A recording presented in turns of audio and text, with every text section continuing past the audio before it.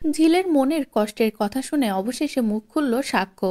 চৈতির সামনে বলেই দিল পরিষ্কার, ঝিল, আমি চৈতিকে নয়, আমি তোমাকে ভালোবাসি। তোমার কিছু হলে আমি যে বাঁচবো না। যে কথা শুনেই ভুল ভাঙলো ঝিলের। হ্যাঁ বন্ধুরা, ভোলে বাবা পার্কারেগার আগামী চমকে আমরা ঠিক এমনটাই দেখতে চলেছি। হঠাৎ করেই অসুস্থ হয়ে পড়েছে ঝিল আবারও, যার কারণে হসপিটালে এসেছে চেক আপ করাতে। এদিকে হসপিটালে ঢুকতে না ঢুকতেই ডিভোর্স পেপার হাতে ধরিয়ে দিয়েছে ঝিলের চৈতি, যেটা দেখার পরে তো ঝিল আরো বেশি অসুস্থ হয়ে যায়। ঝিল কোনোভাবেই যেন নিজেকে সামলাতেই পারছে না। এদিকে সাক্ষ্য ঝিলের চেক আপ করে বুঝতে পারে না যে ঝিল কেন এত অসুস্থ হয়ে পড়ছে।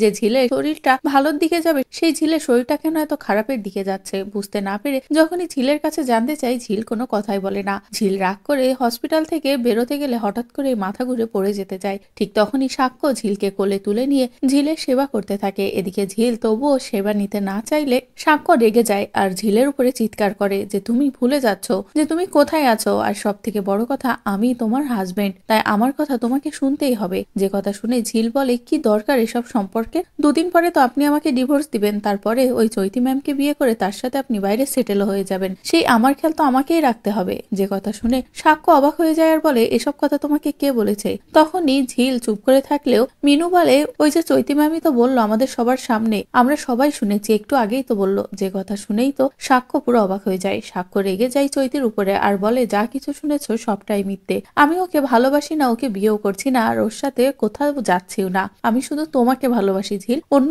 কাউকে ভালোবাসি না। যে কথা শুনে তো অবাক হয়ে ঝিল সাক্ষ্যর দিকে তাকিয়ে থাকে। ঝিলের মুখে যেন কোনো কথাই থাকে না। তো বন্ধুরা, এবার যদি ঝিলের মনের ভুল ধারণা দূর করতে অবশেষে সাক্ষ্য নিজের মনের কথাটা ঝিলকে জানায়, তাও আবার চৈতির সামনে, তাহলে সেটা দেখতে তোমাদের ঠিক কেমন লাগবে কমেন্ট করে জানাও। পরবর্তী আপডেট পেতে চ্যানেলটি সাবস্ক্রাইব করো।